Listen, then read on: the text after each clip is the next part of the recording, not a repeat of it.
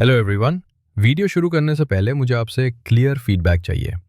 इस वीडियो में मैंने ऑडियो के लिए अलग अलग वॉइसेस यूज़ की हैं। अब आप मुझे साफ साफ बताइए। ऑप्शन 1, क्या मुझे तीनों वॉइसेस यूज़ करनी चाहिए? Male character plus female character plus background narrator. Option 2, या फिर सिर्फ दो वॉइसेस, मेल कैरेक्टर और फीमेल कैरेक्टर। ऑप्शन 3, या सब कुछ एक ही सिंगल वॉइस में करूं? प्लीज कमेंट बॉक्स में साफ लिखकर बताइए, 3 वॉइस, 2 वॉइस या 1 वॉइस, क्योंकि इसी फीडबैक के बेस पे मैं आगे के सारे रेगुलर वीडियोस और ऑडियो बुक्स बनाऊंगा। और एक ज़रूरी बात ऐप को लेकर, आज मैंने अपना ऐप फिर से अपडेट किया है। मुझे पता है ये तीसरी बार हो रहा है, इसके लिए सच में सॉरी। आपको बस इतना करना है, पुराने ऐप को अनइंस्टॉल कर दीजिए, फिर नया ऐप इंस्टॉल कर लीजिए और उसी सेम आईडी से लॉगिन कर लीजिए। ऐसा इसलिए करना पड़ा क्योंकि मेंबरशिप और कॉइन सिस्टम में कुछ इशू आ रहे थे, जैसे कॉइन लेने के बाद भी यूज़र को कॉइन नहीं मिल रहा था। अब ये सब फिक्स कर दिया गया है। ये लास्ट बार है। कुछ ही दिनों में, शायद 1 से 2 महीने के अंदर, ऐप को प्ले स्टोर पर भी डाल दिया जाएगा। प्लीज़ कमेंट में अपना फीडबैक ज़रूर दीजिए। धन्यवाद। इससे मेरा क्या लेना देना है? विवान एक पल के लिए सन्न रह गया, लेकिन उसके दिल में कोई जज्बात नहीं जागे। उसे इस बात की बिल्कुल भी परवाह नहीं थी कि वह दोगला समर जिए या मर जाए। विवान का यह ठंडा रवैया देखकर अन्विता को अचानक गुस्सा आ गया। विवान, समर मरने वाला है, क्या तुम इतने पत्थर दिल हो सकते हो? विवान को उसकी बातों पर इतना गुस्सा आया कि उसे हंसी आ गई। मैं पत्थर दिल? क्या उसके ब्रेन ट्यूमर की वजह मैं हूं?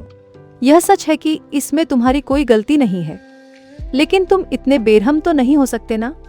आखिर वह हमारा दोस्त है। दोस्त? माफ करना, मैंने उसे कभी अपना दोस्त नहीं माना।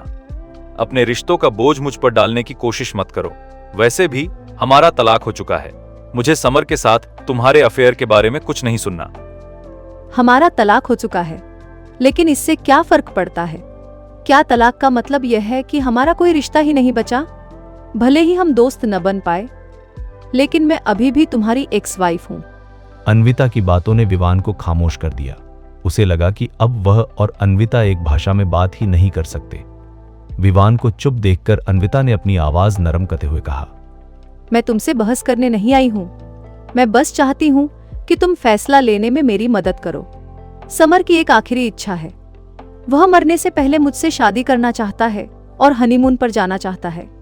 मुझे समझ नहीं आ रहा कि मैं हाँ कहूँ या ना, इसीलिए मैं तुम्हारी सलाह लेने इतनी दूर यहाँ आई हूँ। अन्विता के आने की असली वजह जानकर विवान पूरी तरह हैरान रह गया। अन्विता, क्या तुम्हारा दिमाग खराब हो गया है? यह तुम्हारा निजी मामला है। अगर तुम राजी हो तो कर लो शादी। अगर तुम उसके साथ हनीमून पर जाना चाहती हो तो जाओ। मुझसे राय क्यों मांग रही हो? विवान को ऐसा लगा जैसे उसके पैर पर कोई मेंढक आकर बैठ गया हो। उसने काटा तो नहीं, लेकिन घिनौना बहुत था। वह वहां से जाना चाहता था, लेकिन अन्विता ने उसका रास्ता रोक लिया और उसे जाने नहीं दिया। विवान, पहले मैंने तुम्हारी भावनाओं का ख्याल नहीं रखा, लेकिन अब मैं बदल रही हूँ। अब से मैं अपने बारे में किसी भी बात पर तुम्हारी राय लूंगी, और अगर तुम मना करोगे तो मैं सीधे उसे ठुकरा दूंगी। विवान को हंसी आ गई। ठीक है, तो मेरी सलाह यह है कि तुम उससे शादी करने के लिए राजी हो जाओ। उसके साथ हनीमून पर जाओ और उसके लिए एक और बच्चा पैदा कर लो, ताकि वह बिना वारिस के ना मरे। क्या तुम सचमुच यही चाहते हो? अन्विता का चेहरा अचानक पीला पड़ गया। उसे यकीन नहीं हो रहा था कि उसने क्या सुना। वह लड़खड़ाकर आधा कदम पीछे हटी, जैसे उसका पूरा वजूद चकनाचूर होने वाला हो। क्या हुआ? तुम मेरी सलाह नहीं सुनना चाहती थी। लो, दे दी मैंने सलाह। क्या तुम खुश नहीं हो? तुम गुस्से में आकर ऐसा कह रहे हो, है ना? अन्विता ने अपनी मुट्ठियां भींच ली। उसकी आवाज में दुख और गुस्सा साफ झलक रहा था। तुम्हें क्या लगता है यह तुम्हारा निजी मामला है? मैंने अपनी सलाह दे दी है। अब अगर और कुछ नहीं है तो कृपया मेरा रास्ता छोड़ो। विवान अन्विता पर ध्यान नहीं देना चाहता था, लेकिन अन्विता एक जिद्दी पट्टी की तरह उससे चिपकी रही। विवान, तुम अब भी परवाह करते हो। तुम्हें अब भी बुरा लगता है, इसीलिए तुम मुझे चिढ़ाने के लिए ऐसी कड़वी बातें कह रहे हो। क्या तुम्हें पता है कि तुम्हारी ये बातें सुनकर मुझे कितना दुख होता है? बस बहुत हुआ। अन्विता, तुम्हारा दिल टूटा है या नहीं, इससे मेरा कोई लेना देना नहीं है। और हाँ, समर के साथ तुम्हारा रिश्ता तुम दोनों के बीच का मामला है। मेहरबानी करके मुझे इसमें मत घसीटो। मुझे इससे घिन आती है। इतना कहने के बाद विवान ने अन्विता को धक्का देकर दूर किया और पास से गुजर रही एक टैक्सी को रोक लिया। विवान जल्दी से गाड़ी में बैठ गया। उसे डर था कि अगर वह एक पल की भी देर करता तो अन्विता फिर से उससे चिपक जाएगी और उसका दिमाग खराब करेगी। विवान चला गया और अन्विता अस्पताल के नीचे अकेली रह गई। उसने विवान को टैक्सी में बैठकर बिना मुड़े जाते हुए देखा, लेकिन वह पीले चेहरे के साथ वहीं बुद्ध बनकर खड़ी रही। काफी देर बाद अन्विता ने धीरे से कहा, विवान, मुझे पता है अगर मैं तुम्हें यह बताऊंगी तो तुम नाराज हो जाओगे, लेकिन समर मेरा पहला प्यार है और वह खास मेरे लिए विदेश से वापस आया है। मैं तुम्हारी तरह इतनी निर्दयी नहीं हो सकती। उसके मरने के बाद हमारे बीच कोई नहीं बचेगा। उस समय शायद तुम मुझसे नाराज नहीं रहोगे, है ना? कुछ देर बाद विवान रिवरफ्रंट विला लौट आया। घर में घुसते ही उसने देखा कि आन्या और सान्या डाइनिंग रूम में आमने सामने बैठकर नूडल्स खा रही थीं। सफेद डाइनिंग टेबल पर नूडल्स के 3 कटोरे रखे थे। जाहिर है उनमें से एक विवान के लिए था। जान, तुम्हें वापस आने में इतनी देर क्यों हो गई? विवान को वापस आते देख आन्या ने हाथ हिलाकर उसे बुलाया। जल्दी आओ और खाना खा लो, नहीं तो नूडल्स ठंडे हो जाएंगे। विवान ने सिर हिलाया, अपने जूते बदले और चलकर वहां पहुंच गया। लेकिन जैसे ही वह बैठा, सान्या अपनी कुर्सी से खड़ी हो गई। मेरा खाना हो गया, आप लोग एंजॉय करो। इतना कहकर सान्या उठी और आराम करने के लिए ऊपर चली गई। इस हरकत से विवान थोड़ा हैरान रह गया। विवान, इनका मूड खराब है, प्लीज इसकी बातों को दिल पर मत लेना। आन्या ने बगल से समझाना शुरू किया। यह सुनकर विवान ने इस पर ज्यादा ध्यान नहीं दिया, लेकिन फिर भी वह उस सवाल को पूछने से खुद को रोक नहीं पाया जो उसे परेशान कर रहा था। आन्या, सान्या के साथ तुम्हारा रिश्ता कुछ बदला बदला सा लग रहा है। उसने अपनी चॉपस्टिक उठाई, नूडल्स खाए और सवालिया नजरों से आन्या की ओर देखा। हमारी गलतफहमी दूर हो गई है और अब से हम शांति से मिलजुल कर रहेंगे। और वह अपनी बात बोलते बोलते अचानक रुक गई। विवान की उत्सुकता बढ़ाने के बाद आन्या ने आगे कहा, और आज उसने मुझे दीदी कहकर बुलाया। विवान सन्न रह गया। सान्या आन्या को दीदी कहती है, यह खबर तो यकीन करने लायक ही नहीं थी। आन्या ने भौहें उठाकर विवान की ओर मुस्कुराते हुए उसे छेड़ा। तो विवान, अब से सान्या तुम्हारी साली साहिबा होंगी, इसलिए उस पर कोई भी गंदी नजर मत रखना। तुम क्या बकवास कर रही हो? अगर वह मेरी साली न भी होती तो भी मेरे मन में उसके लिए कभी कोई गलत भावना नहीं आती। मुझे बस इस बात का डर है कि कहीं तुम अपनी साली की खूबसूरती देखकर पिघल न जाओ और कुछ गड़बड़ कर बैठो। क्या तुम प्लीज थोड़ा साफ सुथरा सोच सकती हो? विवान के पास बोलने के लिए शब्द नहीं थे, लेकिन उसके मन में कुछ शंकाएं जरूर थीं। अगर भविष्य में आन्या और सान्या करीब आ जाते हैं तो उसे सान्या के साथ कैसा बर्ताव करना चाहिए। अगर उन दोनों के बीच कुछ भी न हुआ होता तो सब ठीक होता, लेकिन उनके बीच गहरा रिश्ता था और दोनों ने एक दूसरे को अपना पहला अनुभव दिया था। इस अनुभव के बाद भविष्य में उनकी बातचीत स्वाभाविक रूप से अजीब होगी। इस बारे में सोचते हुए विवान को सिरदर्द होने लगा। शायद अस्पताल में दिन भर व्यस्त रहने के कारण आन्या थोड़ी थकी हुई थी। नूडल्स खत्म करने के बाद वह नहाने और सोने के लिए ऊपर चली गई। टेबल साफ करने के बाद विवान भी ऊपर चला गया। अपने कमरे में वापस आकर उसने गर्म पानी से स्नान किया और जैसे ही वह लेटा, दरवाजे पर हल्की सी दस्तक हुई। विवान ने सोचा कि यह आन्या है और बिना सोचे समझे उसे अंदर आने दिया। लेकिन जब दरवाजा खुला तो अंदर आने वाली आन्या नहीं बल्कि सान्या थी, जिसने स्लीवलेस नाइटी पहन रखी थी। कमरे में घुसने के बाद सान्या ने अपने पीछे दरवाजा बंद कर दिया। यह देखकर विवान करंट लगते ही बिस्तर से कूद गया। वह घबराकर चिल्लाया, सान्या, कोई भी पागलपन मत करना, मैं तुम्हारा जीजा हूं। सान्या ने विवान पर आंखें नचाईं और चिढ़कर कहा, अगर तुमने और जोर से चिल्लाना शुरू किया तो बेहतर होगा कि तुम आन्या को ही बुला लो, फिर देखते हैं कि तुम उसे अपनी सफाई कैसे देते हो। तुम विवान की आवाज एकदम धीमी पड़ गई। अगर आन्या आकर यह सब देख ले और सान्या इस मौके का फायदा उठाकर बात का बतंगड़ बना दे तो वह ऐसी मुसीबत में फंस जाएगा जहां वह अपनी सफाई भी नहीं दे पाएगा। तुम क्या मतलब? अपनी इस डरी हुई शक्ल के साथ तुम अब भी खुद को मेरा जीजा कहने की हिम्मत रखते हो? सान्या ने आंखें नचाईं और ताना मारते हुए कहा। बोलते बोलते वह धीरे धीरे बिस्तर की ओर बढ़ने लगी। विवान का चेहरा गुस्से से लाल हो गया और वह फुफकारा, सान्या, तुम आखिर करना क्या चाहती हो? खुद ही अंदाजा लगा लो। सान्या के होठों पर एक ठंडी मुस्कान आ गई और फिर विवान की नजरों के सामने उसने ऐसी वाला कंबल उठा लिया। मैं तुम्हें चेतावनी दे रहा हूं, कोई भी पागलपन मत करना। विवान बहुत घबराया हुआ था, लेकिन सान्या ने उसकी चेतावनी को अनसुना कर दिया। खुद ही बिस्तर पर चढ़ गई और कंबल ओढ़ लिया। यह देखकर विवान का शरीर अकड़ गया।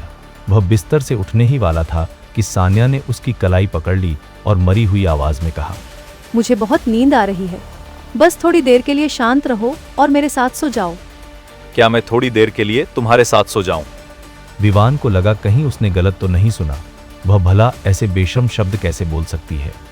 क्या तुम नहीं चाहते? सान्या ने टेढ़ी मुस्कान दी। विवान को अब भी हिचकिचाते देख उसकी आंखें ठंडी पड़ गईं और उसने धमकी दी, अगर तुमने बिस्तर से उठने की हिम्मत की तो मैं चिल्ला दूंगी। अगर आन्या अंदर आकर मुझे तुम्हारे बिस्तर पर सोते हुए देखेगी तो वह क्या सोचेगी? क्या तुम मुझे धमकी दे रही हो? विवान ने दांत पीसते हुए सान्या को गुस्से से घूरा। सान्या ने कंधे उचकाए, विवान के हाथ पर अपनी पकड़ ढीली की और हल्की मुस्कान के साथ कहा, मैं तुम्हें धमकाना नहीं चाहती थी, लेकिन तुम मेरी बात ही नहीं सुन रहे थे, इसलिए मेरे पास कोई चारा नहीं था। उफ, तुम तो बड़े बदतमीज हो। तुम प्यार से नहीं मानते, इसलिए मुझे टेढ़ा रास्ता अपनाना पड़ता है। विवान के पास बोलने के लिए शब्द नहीं थे। क्या हम इंसानों की तरह बात नहीं कर सकते? हर बात में पर्सनल अटैक करना जरूरी है क्या? ठीक है, ज्यादा मत सोचो। मैं तुम्हारे साथ कुछ नहीं करूंगी, मैं बस तुम्हारे साथ सोना चाहती हूँ। सान्या की मानसिक हालत सचमुच खराब थी। इतना कहकर उसने अपनी आंखें बंद कर लीं।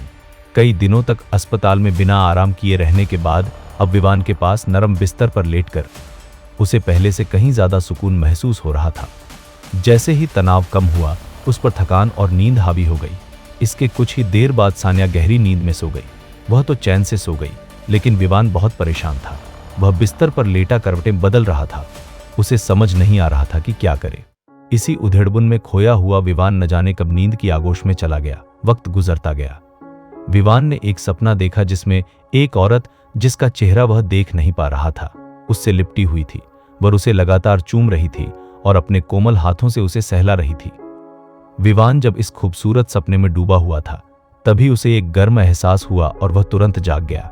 जैसे ही उसने अपनी आंखें खोली, सबसे पहले उसने देखा कि सान्या उसके ऊपर बैठी हुई है। मैं विवान की आंखों की पुतलियां सिकुड़ गईं और एक पल के लिए उसका दिमाग पूरी तरह सुन्न हो गया। वह बस थोड़ी देर के लिए झपकी ले रहा था, लेकिन जब वह जागा तो सान्या ने उसका फायदा उठा लिया था। सुबह होने लगी थी। लगभग 5 या 6 बजे का समय था। सान्या ने अपनी उंगली अपने रसीले लाल होठों पर रखी और चुप रहने का इशारा किया। शशश आवाज नीचे। बोलते समय वह अपनी लचीली कमर को हिला रही थी। एक अजीब सी सिहरन विवान के दिमाग में दौड़ गई और वह पूरी तरह से अपना मानसिक संतुलन खो बैठा। 1 घंटे बाद विवान बिस्तर पर लेटा हुआ था। उसका दिमाग बिल्कुल खाली था। अभी अभी उसने सान्या के साथ फिर से संबंध बनाए थे। हालांकि सान्या ने शुरुआत में जबरदस्ती की थी, लेकिन होश में आने के बाद उसने विरोध नहीं किया। उसने आन्या को धोखा दिया। उसने कुछ ऐसा किया जिससे आन्या का दिल टूट जाएगा। यह सोचकर विवान गहरी दुविधा में पड़ गया।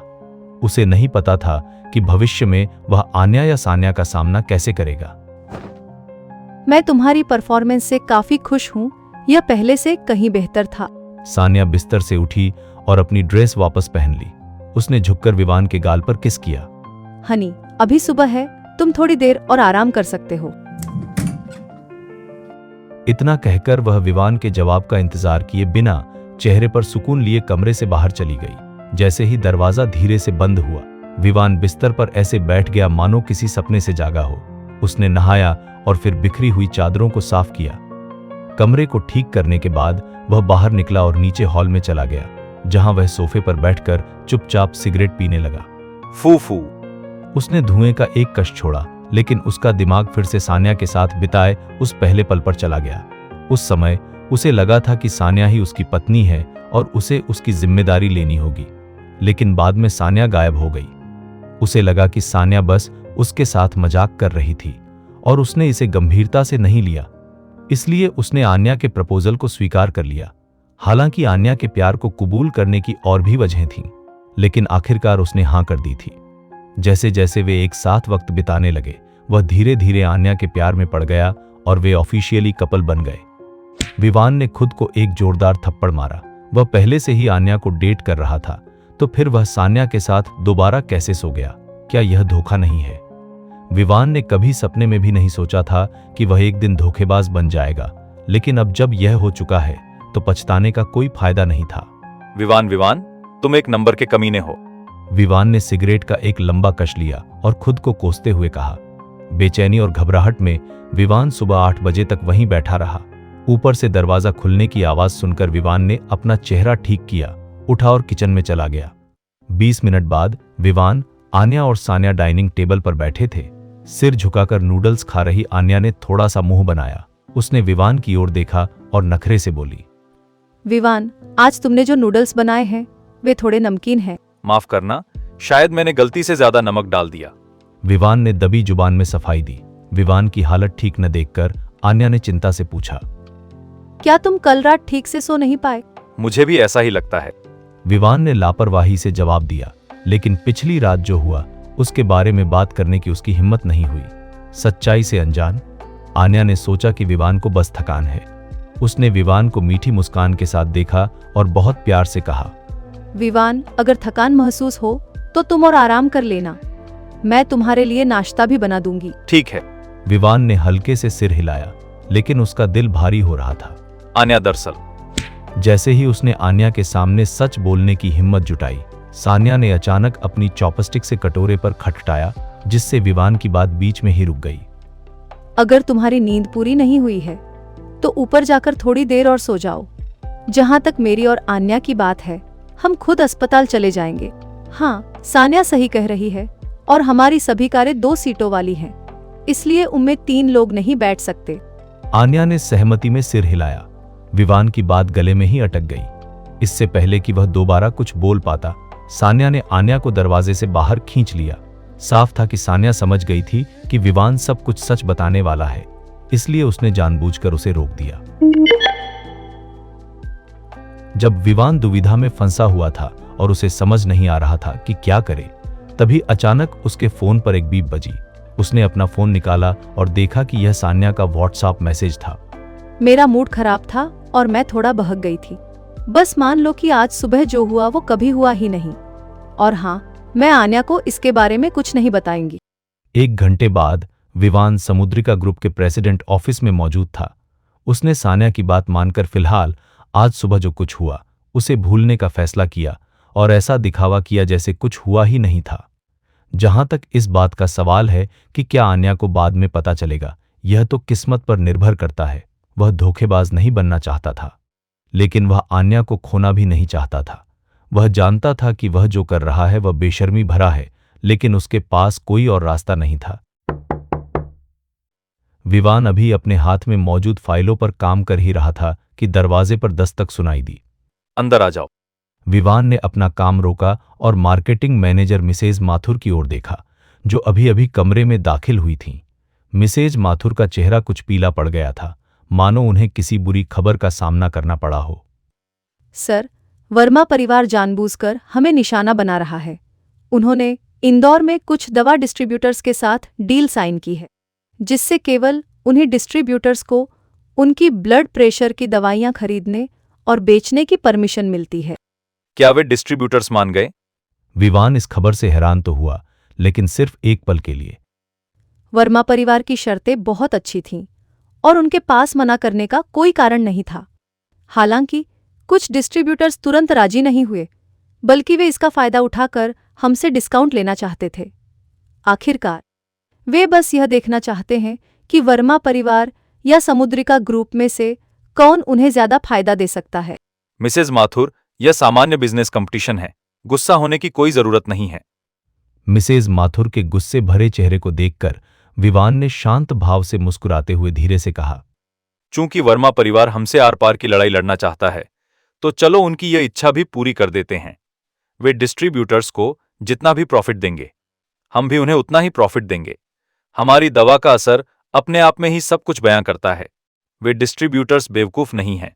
वे जानते हैं कि किसे चुनना है और किसके साथ समझौता करना है। हम बस इतना ही कर सकते हैं। मिसेज माथुर ने धीरे से आह भरी। उन्हें असल में पता था कि क्या करना है। वे विवान के पास सिर्फ इसलिए आई थी ताकि वह खुद फैसला ले सकें। अब जबकि विवान ने हरी झंडी दे दी है, वह आगे की तैयारियों के लिए आसानी से इंतजाम कर सकती हैं। सर, आप व्यस्त हैं, इसलिए मैं अब आपको और परेशान नहीं करूंगी। मिसेज माथुर केबिन से बाहर चली गईं। उसी दोपहर उन्होंने इंदौर के कई बड़े डिस्ट्रीब्यूटर्स के साथ कॉन्ट्रैक्ट साइन किए। इसी बीच वर्मा ग्रुप के मार्केटिंग मैनेजर के ऑफिस में समीर और आन्या द्वारा नौकरी से निकाले गए कई पुराने साथी ऑफिस में चाय का मजा ले रहे थे और गप्पे मार रहे थे। वर्मा ग्रुप में शामिल होने के बाद से समीर को मार्केटिंग मैनेजर बना दिया गया था। कुर्सी संभालते ही उसने ब्लड प्रेशर की दवाओं के लिए 2 नए डिस्ट्रीब्यूटर्स भी तैयार कर लिए थे। उसके शानदार काम की वजह से उसे सबके सामने तारीफ मिली और चेयरमैन सुरेश ने उसे जरूरी जिम्मेदारियां सौंपी, साथ ही एक मोटा बोनस भी दिया। इस समय वो अपनी सफलता के 7वें आसमान पर था। उसके कई पुराने चेले जो उसके साथ ही कंपनी छोड़कर चले गए थे, उसकी झूठी तारीफों के पुल बांध रहे थे। जो कुछ उसने सुना उससे समीर इतना फूल गया कि उसे थोड़ा नशा सा होने लगा। ठीक है, लंच ब्रेक खत्म होने वाला है, सब लोग जल्दी से अपनी अपनी सीटों पर वापस जाओ और काम पर लग जाओ। दोपहर के खाने के बाद समीर ने उन चमचों को भगाने की तैयारी की जो उसकी चापलूसी कर रहे थे। लेकिन तभी एक फोन कॉल आया। समीर ने बड़े आराम से फोन उठाया और जैसे ही उसे अपने कान से लगाया, उसे यह खबर मिली कि सबसे बड़े डिस्ट्रीब्यूटर्स ने वर्मा परिवार के साथ डील तोड़ दी है। मिस्टर चेतन, ऐसा क्यों? डील क्यों कैंसिल की जा रही है? क्या हम सब पहले इस पर राजी नहीं हुए थे? जब समुद्रिका ग्रुप भी वैसी ही शर्तें दे रहा है, तो प्रेसिडेंट चेतन हमारे वर्मा परिवार को पहली पसंद क्यों नहीं मानते? हमारी दोनों कंपनियों ने पहले भी काम किया है, यह नामुमकिन है।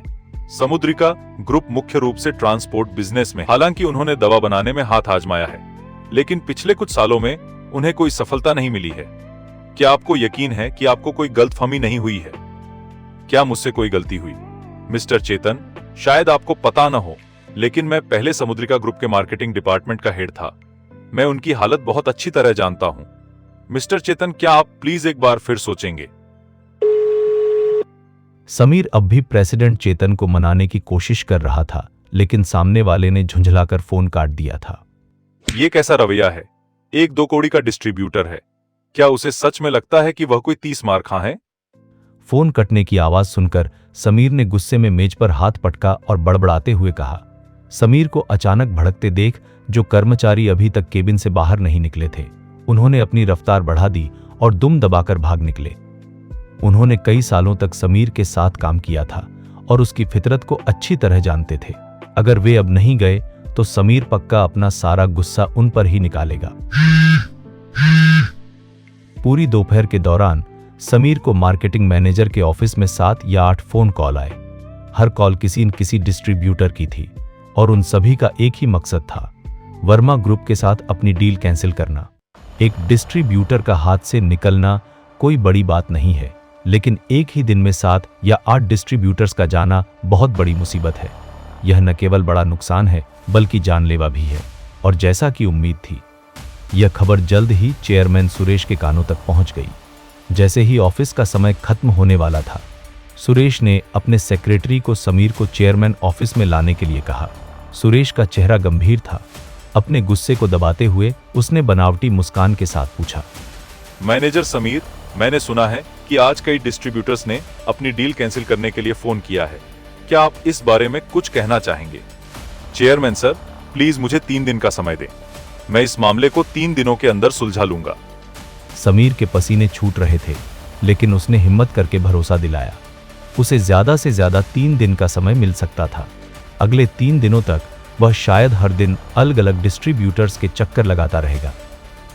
मैनेजर समीर पहले समुद्रिका ग्रुप में मार्केटिंग हेड रह चुके हैं। मुझे आपकी काबिलियत पर पूरा भरोसा है। मैं 3 दिनों में आपसे अच्छी खबर का इंतजार करूंगा।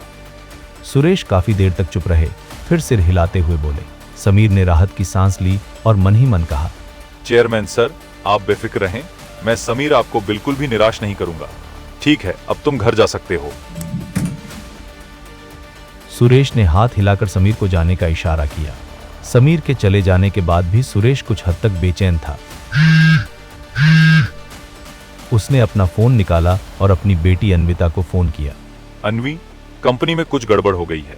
अगर तुमने अभी तक ऑफिस नहीं छोड़ा है तो तुरंत मेरे केबिन में आ जाओ। उस समय अन्विता अपना सामान पैक कर चुकी थी और घर जाने की तैयारी कर रही थी। वह अभी अपने केबिन से बाहर निकली ही थी कि उसे अपने पिता का फोन आ गया। बिना ज्यादा सोचे समझे उसने अपना महंगा बैग उठाया और अपने पिता सुरेश के चेयरमैन ऑफिस की ओर चल पड़ी। अन्वी, समुद्रिका ग्रुप ने ब्लड प्रेशर की एक ऐसी दवा बनाई है जो हमारी कंपनी की दवा से कहीं ज्यादा असरदार है। आज दोपहर ही वे दवा डिस्ट्रीब्यूटर्स जिन्होंने पहले हमारी कंपनी के साथ डील की थी, मुझे शक है कि समुद्रिका ग्रुप जानबूझकर वर्मा परिवार को निशाना बना रहा है। जैसे ही वह ऑफिस में दाखिल हुई, सुरेश सीधे मुद्दे पर आ गए। यह खबर सुनकर अन्विता को गहरा झटका लगा। क्या समुद्रिका ग्रुप ने हमारी कंपनी से बेहतर ब्लड प्रेशर की दवा बना ली है? यह कैसे हो सकता है? लेकिन जल्द ही उसे वह बात याद आ गई जो विवान ने देश के सबसे अमीर आदमी जयंत के जन्मदिन की पार्टी में उससे कही थी। अन्विता, पति पत्नी के रूप में हमारे बीते समय को ध्यान में रखते हुए मैं तुम्हें एक सलाह दे रहा हूं। आने वाले बिजनेस कंपटीशन के लिए अच्छी तरह से तैयारी करो, वरना तुम सब कुछ खो दोगी। बस इतना ही कहना था। अपना ख्याल रखना। विवान की आवाज उसके दिमाग में गूंज रही थी। जब उसने यह सुना था तो उसे लगा कि विवान गुस्से में ऐसा कह रहा है, इसलिए उसने इसे दिल पर नहीं लिया। लेकिन सबको हैरान करते हुए विवान सचमुच वर्मा ग्रुप के पीछे पड़ गया था। नहीं, विवान इतना पत्थर दिल नहीं है। उसने मुझसे बदला लेने के लिए ऐसा किया है। वह बस नहीं चाहता कि मैं समर के साथ रहूं, और वह नहीं चाहता कि मैं समर के साथ हनीमून पर जाऊं। हाँ, यही बात होनी चाहिए। अन्विता का चेहरा थोड़ा पीला पड़ गया, लेकिन उसने तुरंत दूसरी संभावनाओं के बारे में सोचा। यह सोचते ही अन्विता के उतरे हुए चेहरे पर थोड़ी रौनक लौट आई। उसने अपने पिता सुरेश की ओर देखा और गंभीरता से कहा, पापा, चिंता मत कीजिए। विवान कभी भी जानबूझकर हमारे परिवार को निशाना नहीं बनाएगा। यह बस एक गलतफहमी है। मैं अभी जाकर विवान से बात करूंगी और यह पक्का करूंगी कि वह उन डिस्ट्रीब्यूटर्स के साथ अपनी डील तोड़ दे। इतना कहकर अन्विता जल्दी से ऑफिस से निकल गई। वह विवान से मिलने के लिए बेताब थी। शाम के 5:30 बजे समुद्रिका ग्रुप सीईओ केबिन। विवान ने अपना कंप्यूटर बंद किया और काम खत्म होने के बाद घर जाने के लिए तैयार हो गया। तभी अचानक एक फोन कॉल आया। कॉलर आईडी पर वरुण का नाम देखकर विवान ने हैरानी के साथ कॉल उठा ली। वरुण, क्या बात है? विवान भाई, क्या तुम आज रात खाली हो? चलो साथ में ड्रिंक करते हैं। मुझे कल काम पर जाना है। क्यों न हम वीकेंड तक इंतजार करें? नहीं विवान, यह मेरी एक्स गर्लफ्रेंड की दी हुई पार्टी है। मुझे तुम्हारी मदद की बहुत जरूरत है। क्या? यह तुम्हारी एक्स गर्लफ्रेंड की पार्टी है? मैं इसमें तुम्हारी मदद कैसे कर सकता हूं? ऐसी हालत में क्या तुम्हें किसी खूबसूरत लड़की की मदद नहीं लेनी चाहिए? विवान को समझ नहीं आ रहा था कि क्या कहे। फोन के दूसरी तरफ वरुण ने आह भरते हुए कहा, उफ, मेरी एक्स गर्लफ्रेंड को एक अमीर आदमी मिल गया है। उसने जानबूझकर मुझे नीचा दिखाने के लिए यह पार्टी रखी है। यही तो मुसीबत है विवान भाई। मुझे पता है कि अब तुम समुद्रिका ग्रुप के मालिक हो। अगर तुम मेरे साथ चलोगे तो आज रात मेरी बेइज्जती नहीं होगी। तुम्हें हर हाल में मेरी मदद करनी होगी। ठीक है, मुझे पता भेजो, मैं अभी आकर तुमसे मिलता हूँ। विवान भाई, तुम सचमुच मेरे अच्छे दोस्त हो। पता है इकोनॉमिक जोन का वांगजी शुआन होटल। मैं गेट पर तुम्हारा इंतजार करूंगा। इंतजार करने की जरूरत नहीं है। मुझे वहां पहुंचने में लगभग 40 मिनट लगेंगे। कोई बात नहीं, मैं कार में बस 2-3 सिगरेट पी लूंगा। जो भी हो, मैं अब फोन रख रहा हूं, फिर मिलेंगे। विवान मुस्कुराया और फोन काट दिया। कंपनी छोड़ने के बाद विवान अपनी बुगाटीला वोइतूर नोयर सुपरकार को कंपनी के अंडरग्राउंड पार्किंग से बाहर ले आया। हालांकि जैसे ही वह पार्किंग से बाहर निकला, अचानक एक साये ने उसकी कार का रास्ता रोक दिया। विवान ने कार को रोकने वाले को एक नजर में ही पहचान लिया। वह कार से बाहर नहीं निकला, बल्कि उसने तेवर चढ़ाए और गुस्से से हॉर्न बजाया। एक पागल आदमी, वह तो बिल्कुल पागल है। यह देखकर कि कार को रोक रहा इंसान हिल नहीं रहा है, विवान ने दांत पीसते हुए खिड़की नीचे की और उस पर चिल्लाते हुए कहा, अन्विता, क्या तुम पागल हो गई हो?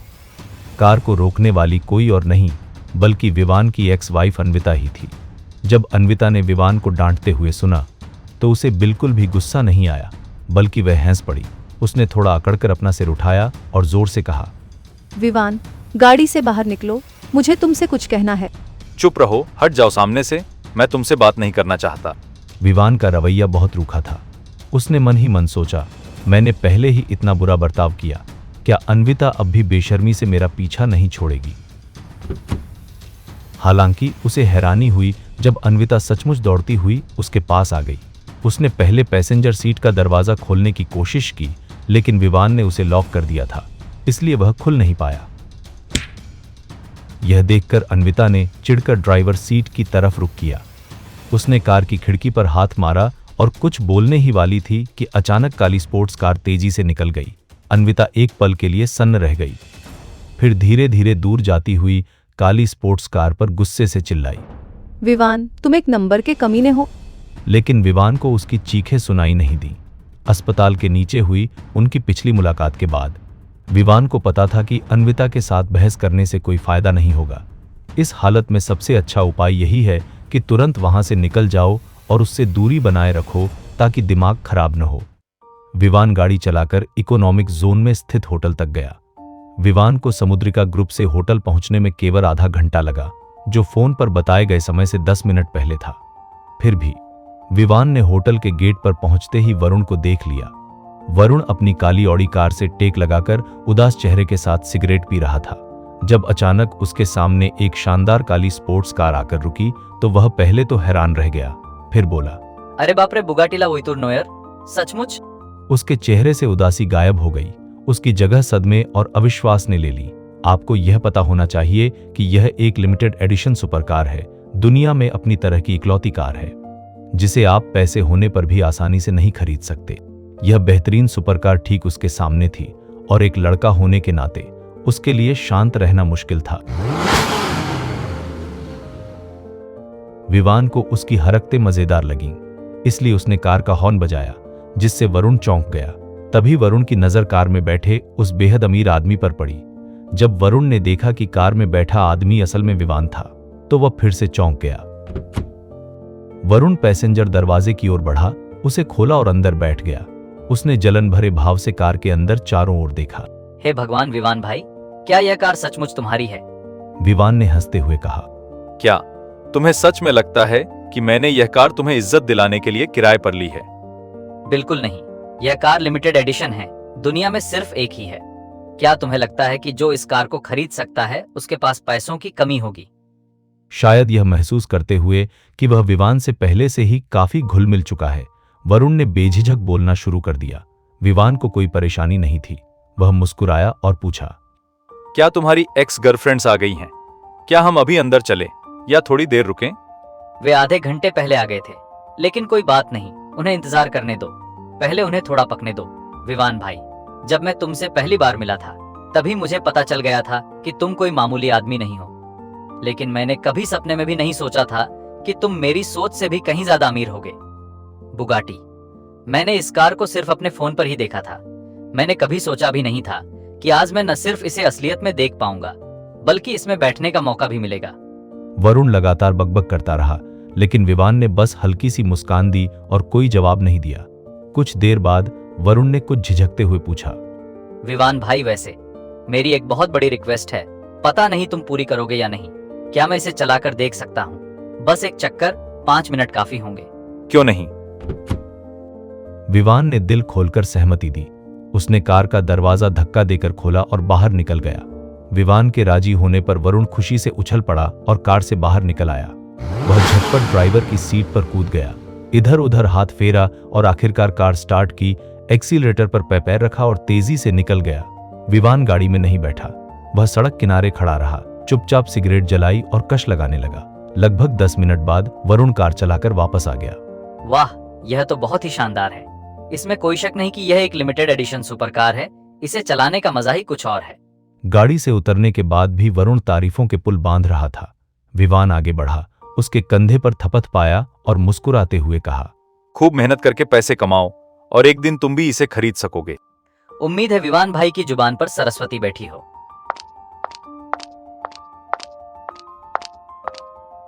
वरुण ने फीकी मुस्कान दी। यह सपना इतना बड़ा है कि वह इसके बारे में सोचने की हिम्मत भी नहीं करता। दोनों होटल में दाखिल हुए और उस प्राइवेट रूम में गए जिसे वरुण की एक्स गर्लफ्रेंड ने बुक किया था। अंदर घुसने से पहले ही अंदर से एक औरत की ताने मारती आवाज सुनाई दी। वरुण किस तरह का बॉस है? वह तो बस एक प्रॉपर्टी डीलर है। एक टूटी फूटी दुकान, 3-4 कर्मचारी, और यही है बड़ा मालिक। अगर यही पैमाना है तो मेरे दिग्विजय जी क्या हैं? एक बहुत अमीर आदमी या सिर्फ एक रईसजादे? जैसे ही औरत ने बोलना बंद किया, एक जानी पहचानी सी अधेड़ उम्र के आदमी की आवाज सुनाई दी। स्वीटी, सोच समझ कर बोलो, चाहे कुछ भी हो जाए, वरुण अभी भी तुम्हारा एक्स बॉयफ्रेंड है। अगर वो तुम्हारी बातें सुन ले तो क्या होगा? तो क्या हुआ अगर उसने सुन लिया? वो मुझे मारेगा तो नहीं ना? वैसे भी दिग्विजय जी के यहाँ होने से, चाहे उसके पास 2 जिंदगियां ही क्यों न हो, वो तुम्हारे सामने चू भी करने की हिम्मत नहीं करेगा। तुम तो इतनी मीठी बातें करती हो कि मैं तुमसे बहस नहीं कर सकता। उफ, दिग्विजय जी को पहले से ही पता है कि मेरी जुबान कितनी मीठी है ना? प्राइवेट रूम से आ रही बातचीत को सुनकर वरुण का चेहरा तुरंत उतर गया। उसने दरवाजा धक देकर खोला और बनावटी मुस्कान के साथ विवान को अंदर ले गया। जैसे ही विवान ने कमरे में कदम रखा, उसकी नजर अंदर मौजूद सबसे बुजुर्ग अधेड़ उम्र के आदमी पर पड़ी। उस आदमी का चेहरा साफ देखने के बाद विवान की आंखों में हैरानी की झलक दिखाई दी। क्या सच में वही है? विवान की इस अधेड़ उम्र के आदमी से पहले भी एक बार मुलाकात हो चुकी थी समर और अन्विता की सगाई की पार्टी में। अगर उसे सही याद है तो उनका नाम दिग्विजय है, जो समर के नाम मात्र के चाचा हैं। वे मुंबई में एक रियल एस्टेट कंपनी के मालिक हैं और उनकी कुल संपत्ति 100 करोड़ से भी ज्यादा है। विवान को दिग्विजय और समर के बीच के लेन देन के बारे में थोड़ी बहुत जानकारी थी, लेकिन उसने कभी उम्मीद नहीं की थी कि वे इस तरह के माहौल में फिर से मिलेंगे। उस प्राइवेट रूम में 11 लोग मौजूद थे। दिग्विजय के बगल में बैठी एक औरत ने वरुण के कमरे में घुसते ही ताने मारना शुरू कर दिया। अरे वाह, हमारे वरुण बॉस आखिरकार आ ही गए। हम कब से आपका इंतजार कर रहे थे। विवान ने दिग्विजय से अपनी नजरें हटाकर उस औरत की ओर देखा जिसने बात की थी। औरत का शरीर तो अच्छा था, लेकिन उसने बहुत ज्यादा मेकअप थोप रखा था। अगर उसका बिना मेक वाला चेहरा देखा जाए तो वह औसत से थोड़ी बेहतर ही कही जा सकती थी, और वह कोई और नहीं बल्कि वरुण की एक्स गर्लफ्रेंड रिया थी। मैंने तुम्हें ज्यादा इंतजार तो नहीं कराया, है ना? वरुण ने ठंडी सी आवाज में कहा, खाने की मेज की ओर बढ़ा और विवान का सबसे परिचय कराते हुए बोला, यह मेरा अच्छा दोस्त विवान है, समुद्रिका। वह विवान को समुद्रिका ग्रुप के प्रेसिडेंट के रूप में पेश करने ही वाला था, लेकिन इससे पहले कि वह अपनी बात पूरी कर पाता, रिया ने उसे बीच में ही रोक दिया। वरुण, तुम अकेले भी आ सकते थे। फालतू में एक दोस्त को साथ लाने की क्या जरूरत थी? जब रिया बोल रही थी तो उसने विवान की ओर बेहद हिकारत भरी नजरों से देखा। आज मेरे बॉयफ्रेंड दिग्विजय जी हमें पार्टी दे रहे हैं। वह 100 करोड़ से ज्यादा की संपत्ति के मालिक हैं और एक रियल एस्टेट टाइकून है। उनके साथ एक ही टेबल पर खाना खाने की औकात हर किसी ऐरे गैरे की नहीं होती। जैसे ही रिया ने यह कहा, दिग्विजय ने भी सहमति में ठंडी सी आवाज निकाली। उसने घमंड से विवान की ओर देखा, लेकिन जब उसने विवान का चेहरा साफ तौर पर देखा तो वह एक पल के लिए सन्न रह गया। तुम्हें क्या लगता है हम तुम्हारे साथ खाना खाने के लिए मर रहे हैं? वरुण को लगा कि वे बेइज्जती कर रहे हैं, तो वह गुस्से में हंसा। इतना कहने के बाद उसने विवान को खींचकर ले जाने की तैयारी की। वरुण को जाते देख रिया ने तुरंत नाटक करते हुए कहा, अरे ठीक है, अब आ ही गए हो तो बैठ जाओ। मेरी खातिर दिग्विजय जी को बुरा नहीं लगेगा। प्लीज बैठ जाइए। वह वरुण को इस तरह आसानी से जाने नहीं दे सकती थी। इस बार उसने वरुण को डिनर पर इसलिए बुलाया था क्योंकि वह उसे नीचा दिखाना चाहती थी।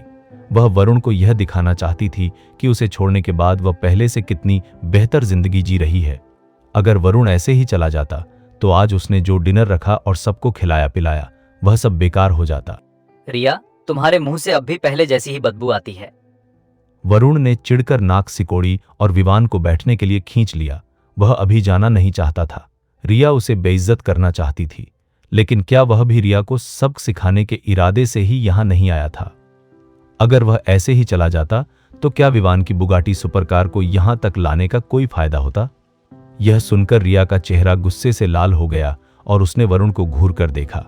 फिर उसने दिग्विजय का हाथ पकड़कर नखरे भरे लहजे में कहा, दिग्विजय जी, देखिए ना, इस कमीने ने आपके सामने ही मुझे गाली दी। खू खू। दिग्विजय ने अजीब तरह से खांसते हुए कहा, ठीक है, हम सब दोस्त हैं, बात को बिगाड़ने की कोई जरूरत नहीं है। चूंकि आप कह रहे हैं इसलिए छोड़ रही हूँ। लेकिन वरुण, मैं तुम्हें चेतावनी दे रही हूँ, आइंदा मुझसे तमीज से बात करना।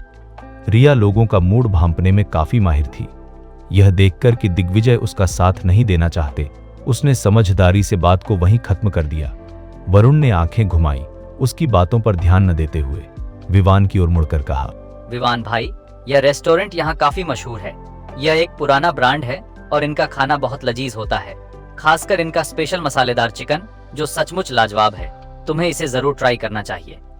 हम विवान ने मुस्कुराते हुए सिर हिलाया। इसी पल रिया ने जोर से चिल्लाकर कहा, वेटर खाना लगाओ। वेटर के खाना परोसने के बाद दिग्विजय ने मेन्यू मांगा और बड़े उत्साह के साथ उसे विवान के सामने बढ़ा दिया। मिस्टर विवान, क्या आप कुछ और खाना चाहेंगे? आज का बिल मेरी तरफ से है, इसलिए प्लीज संकोच मत कीजिएगा। दिग्विजय की हरकतें वहां मौजूद सभी लोगों को हैरान कर गईं। आखिरकार विवान के आने से पहले दिग्विजय हमेशा एक बड़े बॉस की तरह बर्ताव कर रहा था, और यहां तक कि जब वह उनसे बात करता था तब भी वह बहुत औपचारिक रहता था। लेकिन जब उसका सामना विवान से हुआ तो उसका रवैया पूरी तरह से बदल गया, जिससे सभी लोग अचरज में पड़ गए। कोई जरूरत नहीं, मुझे खाने पीने में कोई नखरे नहीं है। आप जो भी मंगाएंगे मैं खा लूंगा।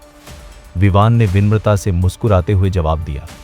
वहां मौजूद लोगों में कुछ समझदार लोग भी थे, और दिग्विजय के बर्ताव को देखने के बाद उन्हें तुरंत एहसास हो गया कि विवान, जिससे वे पहली बार मिल रहे थे, शायद कोई मामूली आदमी नहीं था। तुरंत ही किसी ने पहल करते हुए विवान से बात की। नमस्ते, मेरा नाम जतिन है और मैं इंडस्ट्रियल बैंक में काम करता हूँ। आपसे मिलकर खुशी हुई। यह मेरा कार्ड है।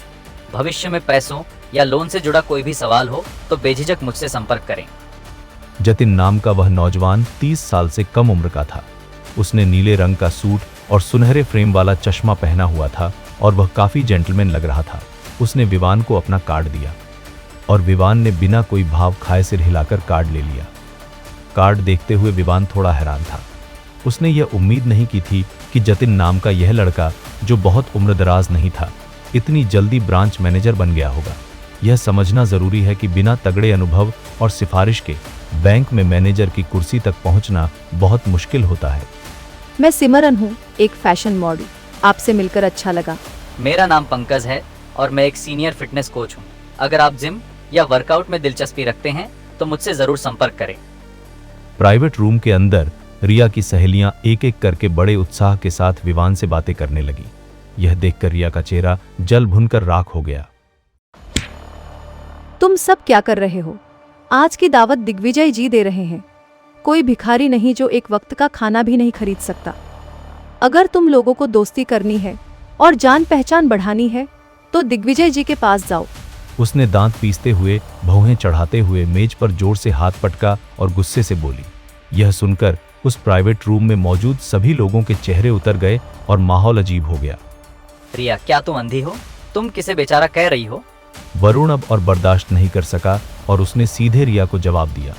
रिया पहले से ही काफी चिढ़ी हुई थी और यह देखकर कि वरुण अभी भी विवान की तरफदारी करने की हिम्मत कर रहा है, उसे अपना गुस्सा निकालने के लिए एक बहाना मिल गया।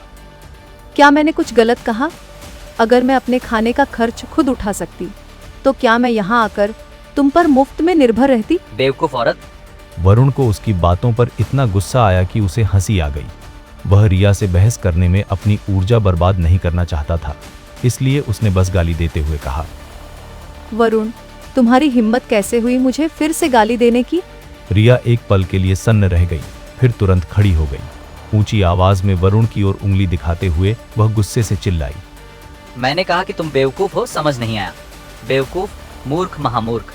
अगर मेरे विवान भाई को तुम बेचारा और बेवकूफ समझती हो तो तुम शायद भीख मांगने के लायक भी नहीं हो। तुम रिया गुस्से से पागल हो रही थी। उसने वरुण की ओर उंगली उठाई। उसका हाथ गुस्से से कांप रहा था। गहरी सांस लेते हुए रिया ने खुद को शांत करने की कोशिश की। दिग्विजय जी, देखिए ना, इस कमीने ने आपकी इज्जत की कोई परवाह नहीं की। आपको इसे सबक सिखाना चाहिए और इसे दिखाना चाहिए कि अगर इसने दिग्विजय जी की औरत की इज्जत पर उंगली उठाई तो इसका अंजाम क्या होगा। फिर वह बैठ गई और दिग्विजय की बाह को गले लगाते हुए दुखी होने का नाटक करते हुए बोली। जैसे ही रिया ने विवान को बेचारा कमीना कहा था, दिग्विजय का चेहरा गुस्से से लाल हो गया था, लेकिन रिया ने इस बात पर ध्यान नहीं दिया। दिग्विजय अपने गुस्से को काबू में रखने की पूरी कोशिश कर रहा था। लेकिन रिया हालात को समझ नहीं पाई और उसने दिग्विजय को भी इसमें घसीट लिया, जिससे वह और भी भड़क गया। लेकिन 50 साल की उम्र के आदमी होने के नाते वह ऐसी स्थितियों को संभालना बखूबी जानता था। मिस्टर विवान, प्लीज मेरी गुस्ताखी के लिए मुझे माफ कर दें। मैं इस औरत को केवल 2 दिनों से जानता हूं। मैं बस इसके साथ टाइम पास कर रहा था। यह जो कुछ भी बकवास करती है उससे मेरा कोई लेना देना नहीं है। आप मेरी भावनाओं की परवाह किए बिना इसके साथ जैसा चाहे वैसा बर्ताव कर सकते हैं। दिग्विजय ने विवान से माफी मांगते हुए और जबरदस्ती मुस्कुराते हुए कहा। दिग्विजय की बातों ने रिया को पूरी तरह से हैरान कर दिया। प्राइवेट रूम में मौजूद बाकी लड़के लड़कियां भी सन्न रह गए। सभी की निगाहें विवान पर टिक गईं। मेरा दोस्त सही कह रहा है, इस औरत के मुंह से वाकई बदबू आती है। विवान ने बेपरवाही से मुस्कुराते हुए लापरवाही से कहा। यह सुनकर दिग्विजय ने अजीब सी हंसी हंस दी। उसे समझ नहीं आ रहा था कि क्या जवाब दे।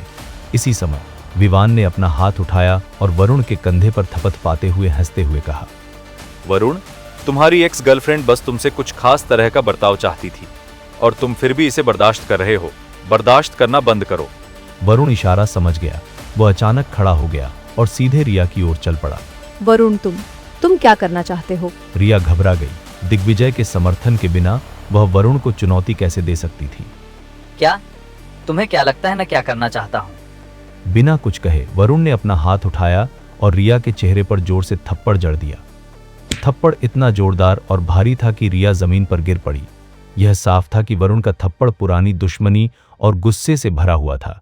उसने बिल्कुल भी हाथ नहीं रोका। पहले तो दिग्विजय ने सबके सामने उससे पल्ला झाड़ लिया और फिर उसे सबके सामने थप्पड़ मारा गया।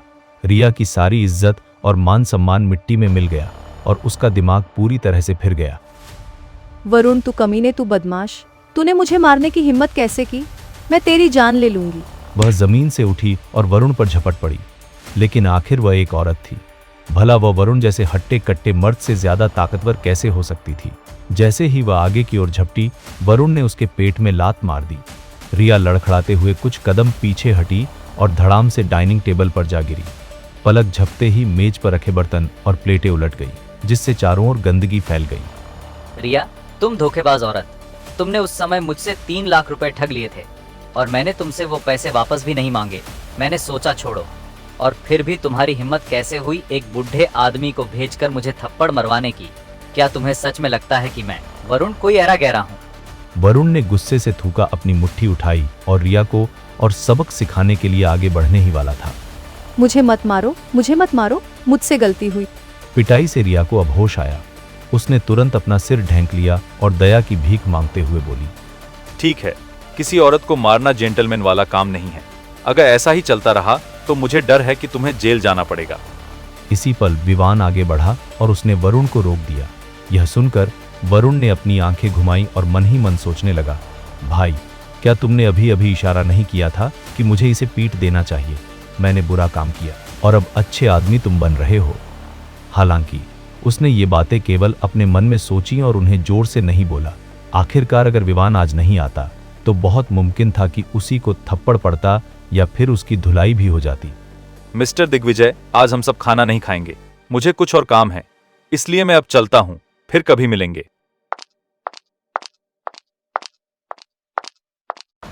विवान ने दिग्विजय और अन्य लोगों को अलविदा कहा और फिर पीछे मुड़े बिना प्राइवेट रूम से बाहर निकल गया। विवान के चले जाने पर वरुण ने भी स्वाभाविक रूप से वहां रुकना ठीक नहीं समझा और तुरंत विवान के साथ चल दिया। दोनों अभी अभी रेस्टोरेंट से बाहर निकले ही थे कि उन्होंने भारी बदन वाली एक बेहद आकर्षक महिला को अपनी ओर आते देखा। उस महिला को देखते ही विवान एक पल के लिए सन्न रह गया और उसके कदम वहीं रुक गए। हे भगवान, मैं अपनी बहन के बारे में कैसे भूल सकता हूँ? वरुण ने माथा पीट लिया और हैरानी से बोला। विवान ने उलझकर वरुण की तरफ देखा। वरुण ने शर्मिंदा सी मुस्कान के साथ समझाया, मैंने पहले अपनी बहन को फोन किया था। उसने कहा था कि वो बिजी है, शायद आ नहीं पाएगी, इसलिए मैंने तुम्हें कॉल कर दिया। मुझे क्या पता था कि वो फिर से आ जाएगी। कोई बात नहीं, तुम लोग बात करो, मैं अब निकलता हूं। विवान ने बेपरवाही से मुस्कुराकर कहा और पीछे हटने लगा। वह जाना चाहता था, लेकिन कोई इससे खुश नहीं था। दिशा सीधे विवान के सामने आकर खड़ी हो गई। उसने भौहें चढ़ाकर मुस्कुराते हुए कहा, अरे हैंडसम, ये क्या मतलब हुआ?